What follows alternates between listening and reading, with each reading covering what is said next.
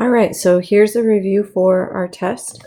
All right, so number one, provide real life examples of these two different things. So the first one is the two intersecting lines at one point. So for example, you could do anything like an intersection. For example, you don't have to give a specific like this, but Florida and Lion. So there's at the intersection where they meet, that's a single point. So that gives you your real life example. You could do for the other one, let me change colors here so we can see the difference. The other one is two planes intersecting in a line. So if I just draw a quick, I'm going to say this is my tabletop, and then I'm going to put on my tabletop here, let's do, if I put a book on the table, that's like standing straight up. There's my book. Isn't that fabulous? Where the book and the tabletop meet, that is a line right there. So there's the line where the book and the tabletop meet, and I can point that out, a line. There you go. On to the next one. This one, given coordinate notation to graph. Use the given coordinate notation to graph the new quadrilateral. So we can literally follow the directions here. This says x plus 4. The plus 4 with the x means we are going to shift right 4. The y minus 7, the minus 7 being with the y, means we're going to go down 7.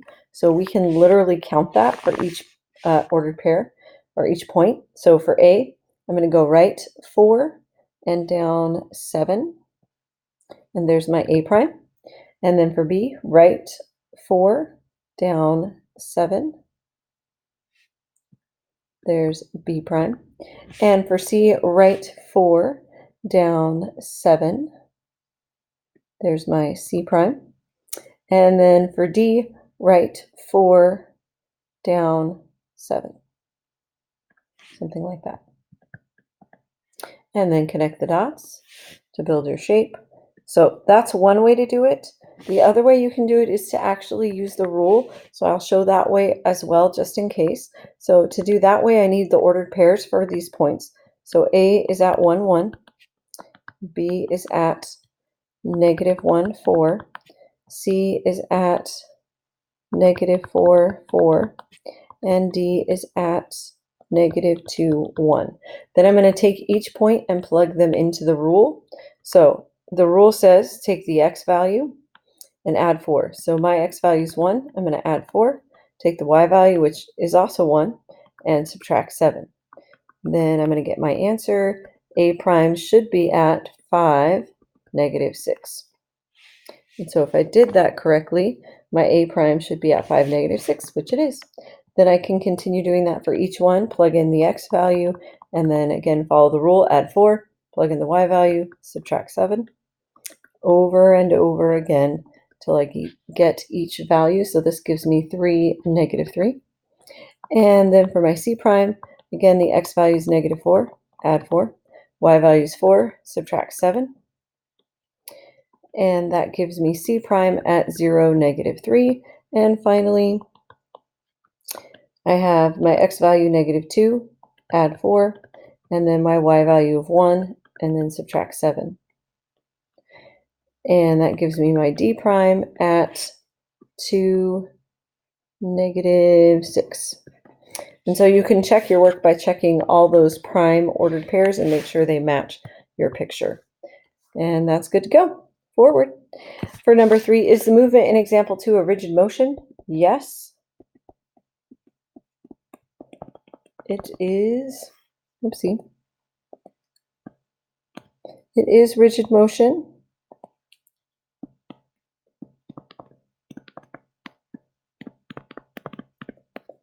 Since only the location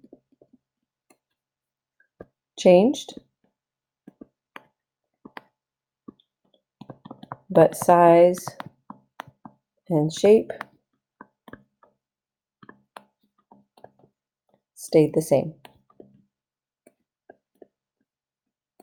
So something like that. You could also comment on how the distance and angles, so angles and distances were preserved or stayed the same. All right, next one, number 4, complete the following tasks. So this one has lots of things. It asks you to measure the angle. So I can't show you measuring the angle on here very well, other than to say you're going to measure from the base side to the other side. And that angle, when you measure it, should be somewhere in the ballpark of like 120 or 30 degrees, something like that. Then it says to copy an angle, the angle. So actually, excuse me here, I'm going to erase this that I wrote. So when you measure it, you're going to do something like that. With a protractor, you're going to measure. For copying the angle, you're looking at doing construction marks. So when we copy an angle, I would check out the video that's on my YouTube channel, and I will try and post that on PowerSchool as well. It should be on there somewhere. About copying an angle, but here goes. To copy the angle, you're going to first draw an arc of your choosing. So whatever circle you want. That's a horrible representation of an arc, but there you go. An arc. I might try and redraw that. Once you have your arc drawn, then you're going to take your compass and measure the distance from this point to this point. So center your compass here.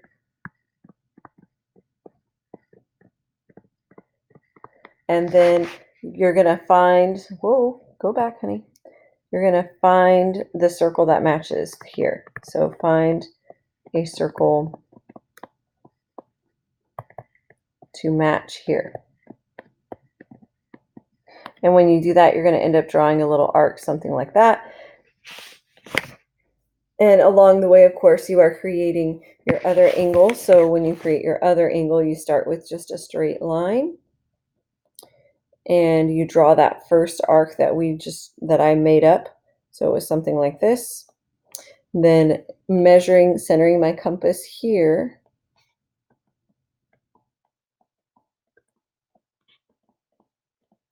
Then I would copy that circle that we did from over here where it says match here. You're going to copy that same length over here. And then that's how you connect. Whoopsie, that's not even close to right. Let me put that a little more accurately so it looks right.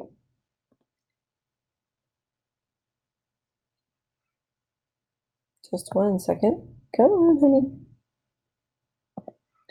So something like this. And so you would measure that distance, and it would be something like over here. And then you would connect like that through the point where the two arcs cross. So it will look something like this, even though mine's a little bit messy. And of course, I'm not doing it with a compass like you should be doing it with a compass. So hopefully that gives you a little bit of an idea of what we're going for there. Then once you have your new angle, you're supposed to label it. So since this was, let me get my pen going here again. This was y prime, because that's my copy of y. And then over here, I didn't name these 2 points originally, but they have D and J. You don't have to use the points they gave you. I'm just going to make up new ones for where I drew my arc. So I can call this A. That makes this one A prime. And I'm going to call this one B, which makes this one B prime. So you don't have to use the points they give you. You can just make your own. All right, then, so I've labeled the new angle. And to name the angle, I would call it angle BYA. And then it says to bisect. So to bisect the angle, that's going to take some more steps. So I'm going to actually draw a new picture for bisecting. Up here, here's my bisecting. So to bisect, you're going to start with that first arc. Then you're going to center your compass at the 2 places, one at a time. You're going to center your compass here. You're going to also center your compass here at second. So first here, and then second, you're going to center your compass here. All right, so when you center your compass at each spot, starting with the first one, you're going to pick a circle on your compass. It doesn't matter which one so much. And you're going to draw an arc. So you're going to draw an arc, something like that, from your compass centered here. Then you're going to do that same circle arc from your compass being centered here. So it'll go something like that. And where those two arcs cross, you're going to connect back to your vertex to bisect the angle. And then at that point, you would measure the two smaller angles to prove that it is bisected, meaning if I started with this as a 120-degree angle all the way over, then each smaller angle should be 60 degrees and 60 degrees, something like that. All right, let's go forward. Okay, number 5, you've been selected to lead a city planning project. The city has voted to place a library directly in the middle of the city. Use your knowledge of midpoint to determine where the library should be placed in the city. Explain how you're able to determine the location of the fountain. Lots of ways to do this one. I'm going to use just the midpoint formula. So to remind you of what that is, midpoint formula is x1 plus, get rid of that, x1 plus x2 all over 2. And then y1 plus y2 all over 2. Now, of course, there are other ways to do it than this, as long as you explain it, because that's what it's going to ask. How did you determine the location? I'm going to say I used the midpoint formula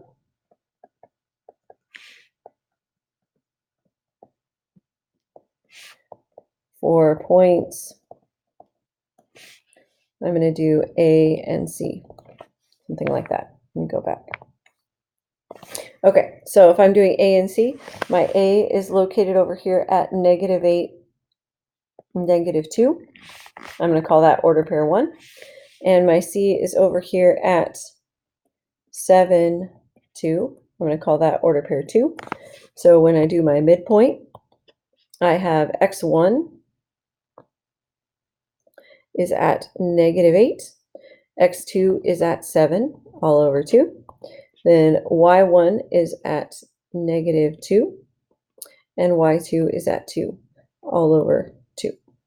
Then if I simplify that, I get -1/2.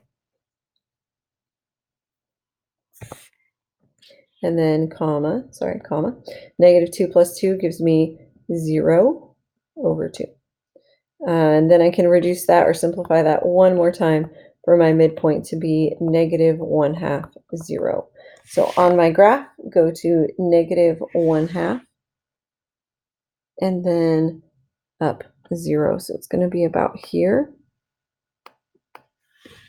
And I could verify that by drawing a line to connect A and C and seeing how that works out. So that midpoint should be -1/2, 0. All right, let's go forward. This is just the question we already answered. All right, number 7, determine if the following statements are true or false. If false, draw a picture that would prove them false. So for part A, 2 lines intersect. They must intersect at 2 points. All you got to do is draw 2 lines that intersect and show, hey, when they intersect, they intersect at 1 point. There's the 1 point. All right, the next one, if 2 planes intersect, they intersect in a line. That one's a little harder to draw. That was kind of like the first slide where I drew a tabletop and then I drew another plane on top of it, something like this. And you can see this right here is the line where they intersect. There's my line. And then 2 different lines can go through the same 2 points. So there's 2 points. And I'm going to try and draw a line through it. There's my one line.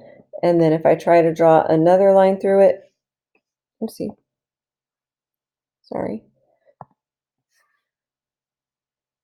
The only way I can draw another line through it, let me get a different color so we can see this. I'm going to try and draw another line through those 2 points, but I end up drawing it basically right on top of the line I already had. So I can't draw a new line. It just ends up on top of it. Now my picture's not super great, but you get the idea.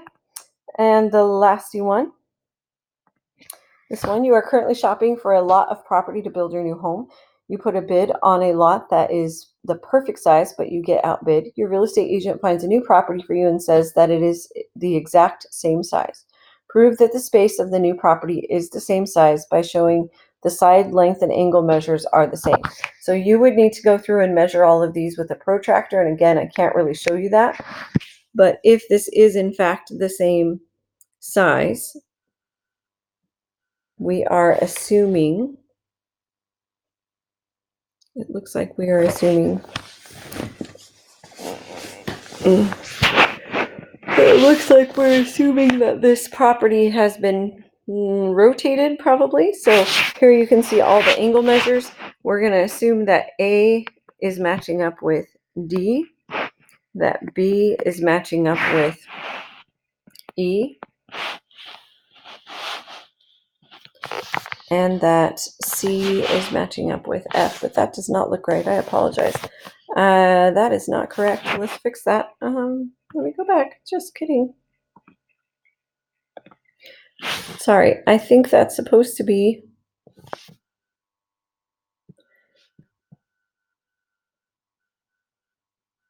C and E match up. But this is why you would measure the angles, so that you're sure, instead of me just guessing here by looking at it quickly. And then B and F, and then D and A. So that's how those are supposed to line up. So hopefully those line up for you. And then checking the angle measure, or I'm sorry, not the angle measures, but the distances. That's on my next screen, I believe. Nope, apparently I cut it off. All right, so the distances that we would need to measure, we would need to measure the distances. So I'm looking for my sides to match up. Since I have a 1 mark angle and a 3 mark angle for E to D, then the side that matches that over here would be C and A. I can count that distance, so I'm going to count it from D over to E. Looks like that is 7 units. And from A over to C, that is also 7 units. So let me just jot that down. That was D to E equals 7, and A to C equals 7. Then I would need to do some either Pythagorean theorem or distance formula. I'm going to just roughly, because I want to do this somewhat quickly, I'm going to do Pythagorean theorem. So here for my Pythagorean theorem, if I kind of imagine a quick triangle right here for my B to C business, I can do my Pythagorean theorem is this distance here is 1, and this distance top to bottom is 6. So I can quickly go, okay, 6 squared plus 1 squared equals C squared. And then if I do that, I get 36 plus 1 equals C squared. 37 is C squared, square root both sides. So my answer for that side, which is BC, I have, oops, let me do it. I did it on BC, but I want to put them in the same order here. So I have BC equals square root 37. I need that to match up with, on my other one, E and F. So E to F, I need that to also be that same distance. So I can check that by, again, doing that Pythagorean theorem business. So I'm going to create myself a triangle right here and quickly count. This is 1. And then this distance from top to bottom there is again 6. And since I already have 6 and 1 figured out, we are good to go on that one. I can say that it's going to end with the same result of square root 37. Then I'm going to switch colors one more time. Our last side is the DF and BA. So over here I have, to get from DF to BA, I'm going to use that same dashed line that I did for creating the triangle. And I'm going to, again, do a little Pythagorean theorem business here. So that gives me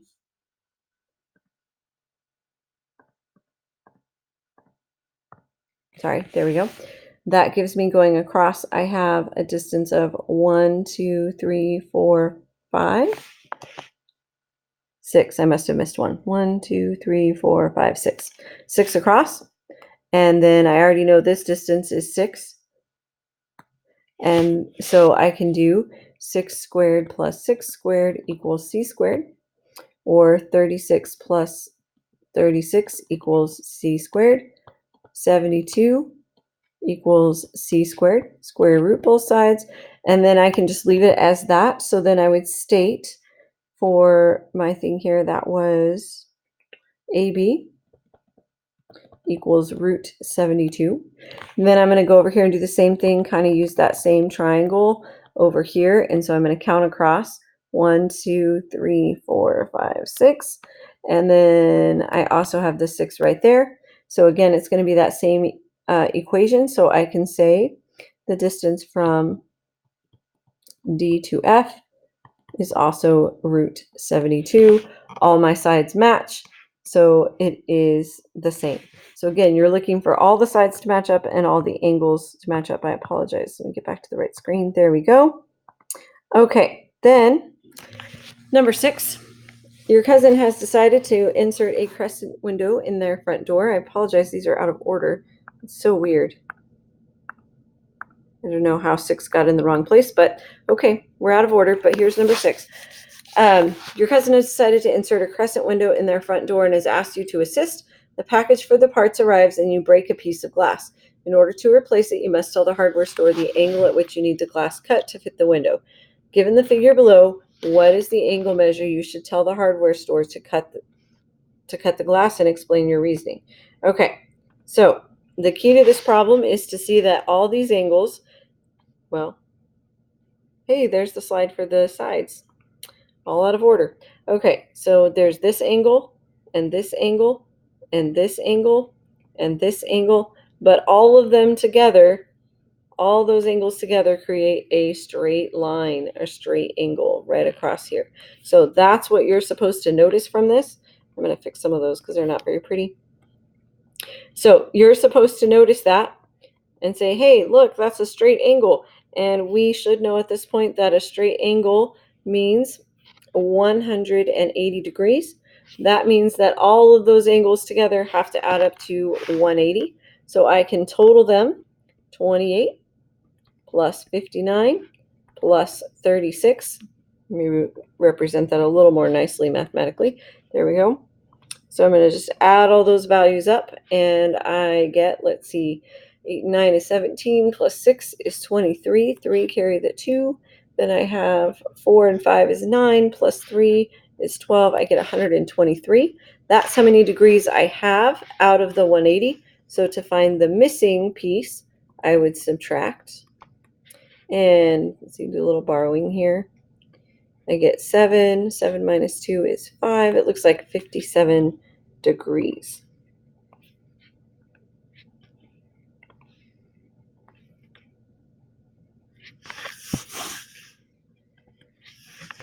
There we go. And then we jump back to this one, which we already worked on our slide, and I believe that's it. Awesome. Good luck.